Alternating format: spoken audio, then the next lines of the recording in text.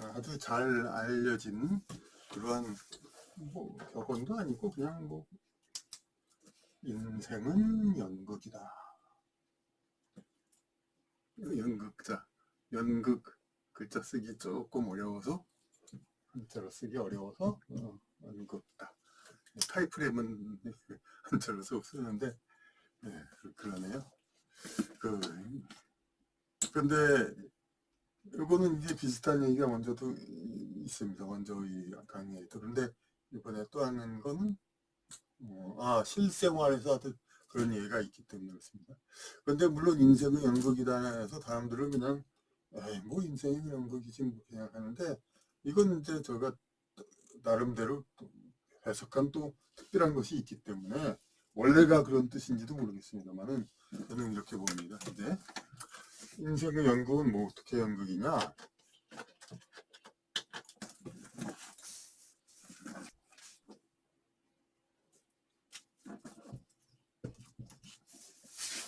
한 사람이 있고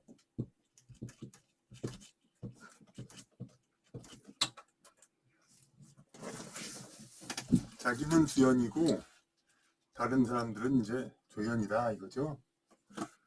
근데 주연이니까 뭐 다 된 것처럼 생각하죠. 주연이면은.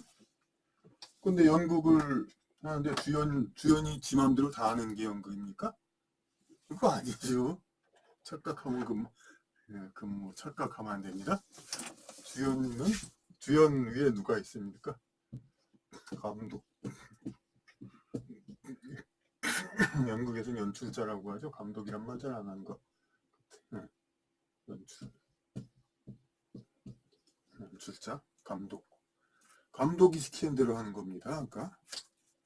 그런데 이게 뭐냐면은 사람이 이 주인 어쨌든 간에 주연은 주연입니다. 주연의 입장에서 볼 때 요 배역이 있습니다. 요 배역이 있다가 이 그게 진행되려면 계속 이 배역이 있어야 되는데 조금 악역이에요. 그러니까 악역 이 사람한테 주연한테 악역이에요. 악역이면은 어떻게 되냐? 그런데 이 배우가 연극이 계속 몇 월 며칠부터 일주일간 연속 공연합니다. 뭐 어쩌고 뭐 롱런 하면서 공연합니다. 그러는데 그 공연하는데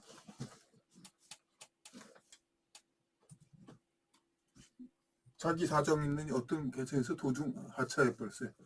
이게 더 못하겠습니다. 뭐 집안에 사정이 생겼습니다. 혹은 기타 등등 다른 이유로 이거 자기 안 됐습니다. 안 되겠습니다. 그렇게 얘기를 하고 하차를 했어요. 이 악역을 맡았던 배우가 그러면 뭐가 돼요? 당연하죠. 다른 배우가 이제 기용 캐스팅 돼가지고 들어오는 거죠. 그러면은 이 주연은 그 전까지 이 악역한테 시달렸어요. 연극 위에서. 근데 이 배우가 도중 하차해서 나갔어.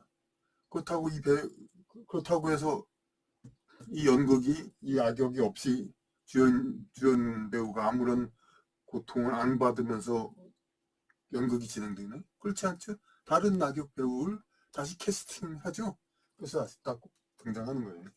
그러니까 그렇다는 얘기죠. 이제 인생에서 보면은 자기 입장에서 보면은 여러 가지 안 좋게 좀 그런 영향을 주는 그런 주변 아는 사람 심지어 가족일 수도 있고 여러 가지 그럴 수가 있어요. 근데 그거는 물론 그 각각은 또 각각대로 우리 그 메커니즘 그러니까 이 사람들 입장에서 다 각기 주연이 그런 설계가 있지만은 어쨌든 간에 주연인 이 사람 입장에서는 이 사람은 뭐냐면 이 사람한테 그런 인생 사람 관계와 그과의 어려움 그리고 극복해야 될 타인격을 자기가 극복해야 될 그런 자기가 이해 못하거나 어쨌든 그걸 뛰어넘으려면 어려운 그러한 것을 이 사람은 겪어야 돼.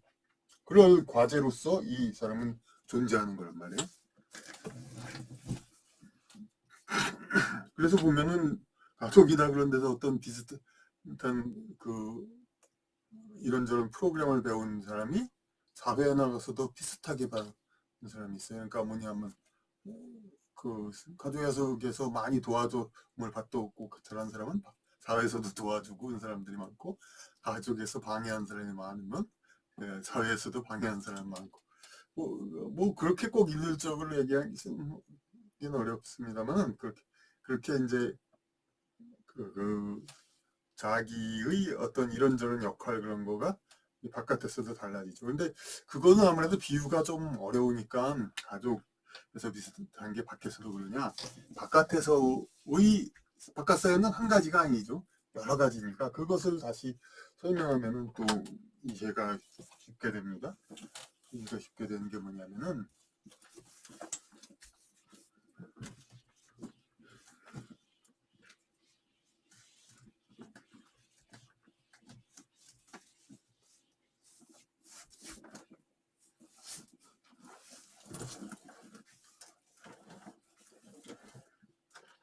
예전에도 그런 말을 들은 적이 있습니다. 어떤 회사에서 있을 때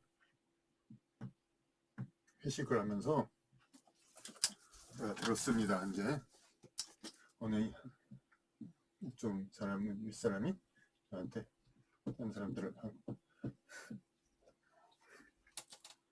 그때 이미 이쪽은 한 30대 이제 막 회사 생활을 본격적으로 하는 나이고, 이 사람은 한 40, 50대 이제 해볼 만큼 해본 사람들. 그러면서 이제 하는 말이, 나는 우리 직원 중에 사직을 하겠다는 사람 중에서 사업을 하겠다는 사람은 내가 말릴 수 없다. 아니, 뱁새가 어찌 황새의 뜻을 아냐? 어? 그 어찌 봉황의 뜻을 아는가? 어? 그건 무슨 세대요? 밑에 하여튼 어? 이렇게 사는 새들이 봉황이 멀리 날아가는 걸 보고, 야, 이제 저렇게 높이 안 날아도 얼마든지 먹을 것들이 있는데 못하러 이렇게 날아가냐? 참 한심하다. 그렇게 본다는 거죠. 그러니까 그 참새가 어찌 봉황의 뜻을 알 것인가? 어? 그러니까 나도 월급쟁이 하는데 무슨 사업을 하겠다는 그냥 원대한 뜻을 가진 사람을 어떻게 이제 내가 그 뜻을 안다고 말릴 수가 있겠느냐. 그러나 다른 회사로 옮겨가겠다는 사람은, 이런 사람은 난 말린다. 왜냐? 딴 회사 가서 똑같다. 결국엔 똑같은 문제 있으니까 결국은 자기가 있는 데서 해결해야 된다 이거지. 이것은 그러니까 이건 어느 정도 회사 다니면 다 아닙니다. 꼭 철학적인 생각을 많이 하지 않더라도 이런 자기를 주인공을 했을 때 자기와 뜻이 안 맞아서 이렇게 자기한테 어떤 안 좋은 일을 해주는 동료, 사이가 나쁜 동료나 어떤 그런 사람들, 그러다가 이제 이쪽보다 자기가 끝발이 높지 못하거나 기타 귀찮아서, 아휴, 이 인간 보기 싫어서 난 정말 그만둬야겠다. 그래서 나간단 말이에요. 그럼 나가면 어떻게 되냐? 나가면 똑같은 사람이 또 있다 이거죠. 바깥에 똑같은 사람이 또 있어. 그건 뭐냐면 이 인생의 주연인 이 사람한테, 이 사람은 그, 그 과제사로서 주어진 거란 말이에요. 그러니까 계속 인생은 연극이란 게 그런 거죠. 악역 배우 자기가 잘랐어요. 그러니까 회사를 옮김으로써 그 인간을 안 만나게 됐어. 근데 다시 만나게 되니까 딴 데 가니까 또 만나. 이런 건 이제 크게 보면 결혼 같은 것도 우리가 종교에서 이혼을 하지 말라 그런 이유도 이제 그런 거죠. 이제 그러니까 종교에서 이혼을 하지 말라 그런 이유도 결국은 뭐냐면은, 결혼 대상자는 자기가 뭐 어, 같이 뭐 이렇게 비슷하게 뭐 스펙이 어울리고 닮고 조건이 맞아서 같이 인생을 즐기고 행복하게 즐기기 위해서 그렇게 산다. 그게 아니라 뭐 그렇게 겉으로 얼마 동안 잘 나가는 사람도 있겠죠, 물론. 그게 아니라 자신의 과제로서, 자기의 성장 과제로서 극복하기 위한 그러한 대상입니다. 그러니까 이혼이나라든지 그런 상황에 내몰린다 하더라도 무슨 자기 인생에서는 극복해야 될 과제고, 그래가지고 그 사람은 설사 이혼해도 똑같은 사람 만난, 물론 그렇게 실제로 얘기되는 경우는 많지 않습니다. 왜냐하면 인생이란 자체가 결혼 기간에 비하면 길지 않기 때문에 한 번 이혼하고 나면은 이제 이미 4, 50 중년이 돼가지고 새로 아이를 낳는 관계도 아니고 새로 가정을 일구는 관계도 아니고 그냥 친구 같은 관계입니다. 그러니까 먼저 결혼과 똑같은 관계가 아니죠. 새로 아이를 낳아서 뭐 새로 가정을 만들고 그런 게 아니고, 재혼한다면 대부분은, 물론 능력 있는 사람은 이제 재혼해서도 계속 아이를 낳고, 트럼프 같은 사람은 재혼이나 그렇게 하지만 대부분의 경우는 이혼하고 난 다음에는 그냥 친구 같은 그런 사이로 지내고 그런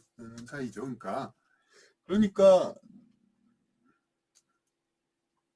현생에서는 그렇게 그게 드러나 보이지가 않죠. 이혼해 본들 또 똑같은 사람, 물론 그런 사람도 있긴 있습니다. 이혼해도 그래서 또 결혼했는데도 비슷하게 또, 그건 좀 일찍 이혼한 사람은 아마 그런 일이 있겠죠. 이제 비슷하게 또 그냥 일을 또 겪는 사람도 있긴 있겠지만은 대부분 이제 그렇지 않죠. 내가 오랫동안 청년에서 중년기까지 살았다 이혼하는 경우. 근데 이 경우는 뭐 후생에서 다시 또 그런 비슷한 과제를 만난다, 그렇게 얘기한다고 분명히 영성적인 그런 예선 얘기할 수 있죠. 근데 오늘 이렇게 새삼스럽게 이번에 이 이론을 다시 얘기하는 이유, 그건 어디에 있냐? 우리 사회가에서 흔히 아주 국민들이 모두 지켜보는 그런 상황에서 이런 이론이 또다시 실시가 되기 때문입니다. 아주 현명하고 똑똑하신 분들은 어째서 짐작할지도 모르겠는데, 우리 사회에 이렇게 큰 상, 다 아는 사회, 다 아는, 모든 사람이 다 아는 그런 일에서도 이와 똑같은 일들 갈아봤자 그래서 뭐 이제 자기 운명은 어차피 헤쳐나가야 하는 그런 것이라는 거.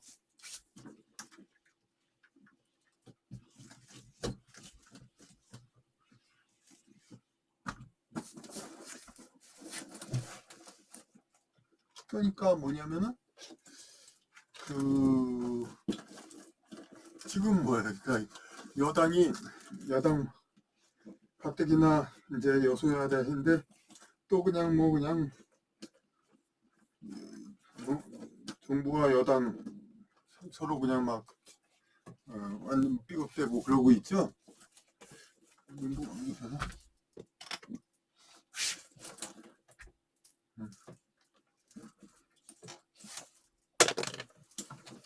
삐걱대고 있는데 정부와 여당이, 이게 애초에 삐걱댄 게 어떻게 돼서 삐걱댄 겁니까?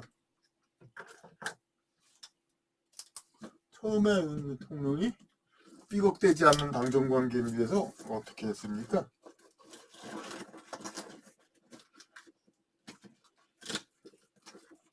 예, 대통령실과 당, 이준석 대표를 쫓아냈죠. 이게 상당히 좀 무리하죠. 물론 이준석 대표도 무슨 우크라이나 방문하면서 그걸 말리니까 뭐 개가 짖어서 기차 안 간다 그런 식으로 상당히 좀 좋지 않은 잘못된 언행을 해서 그런 것도 있습니다만은,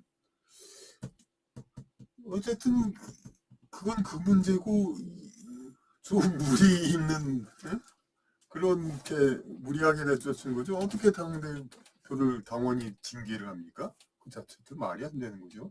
네. 근데도 어쨌든 간에 이상하게 그냥 무조건 나가라 그런 식으로 해서 나가게 했습니다. 왜냐면 내부 총질, 이제 문자로도 있듯이 내부 총질을 하니까 안 된다. 이제 이런 부류는 안 되고 우리 다 화합되는 우리만 하면 된다. 하여튼 간에, 그리고 또 뭐 이 사람은 안 된다고 그냥 막 얘기하는 또 모사 같은 그런 사람들도 있었습니다. 그렇게 그런 얘기를 하는. 그러니까, 그런데 물론 갈아서 이제 임의적으로 당대표를 또 중간에 만들기도 하고 그랬었죠. 근데 잘 안 됐죠. 그러니까 좀 그러다가 결국은 지금 어떻게 됐습니까? 지금 한동훈 어찌 보면 여기 대통령 생각에는 차라리 이준석이 더 나았겠다. 그렇게도 생각이 될지 모를 겁니다. 그러니까 회사 그만뒀더니 아유 그냥 저 인간 보기 싫어서 회사 그만뒀는데 새로 만난 회사에서 만난 이 인간은 더 악질. 차라리 먼저 이 인간이 더 낫겠다. 좀 비슷할지도 몰라요 진짜 그냥. 그러니까, 차라리 이준석을 놔뒀으면 더 나았을 텐데. 그러니까 이 대통령이 어떤 그 과제가 뭐였습니까? 이 상황에서 지도자로서의 과제. 자기가 잘 안 맞는 그러한 이제 당대표, 여당 대표와 잘 화합을 해서 이렇게 잘 조정하고 그런 것이 되었어야 한 그것이 이번에 과제였는데 그것을 이제 그러니까 이혼을 하니까 이혼해 본들 결국은 똑같은 과제를 또 갖게 된 거죠. 그러니까 국민들이 다 아는 이 광경을 우리는 이제 자기 운명을 회피해 본 본들 비슷한 상황이 또 생긴다는 것을 이 국가적인 일에서도 이렇게 우리는 찾아보게 된 겁니다. 이렇게 이게 좀 안 맞는 보조자 그런 사람을 내쫓아 보냈는데 그러니까 또 뭐 더했는지 덜했는지 모르지만 또 그런 상대가 와가지고 계속 골치 아프게 그렇게 된 것이죠 이제. 그래서 이런 상황을 어떻게 이제 극복할 것인가 이거를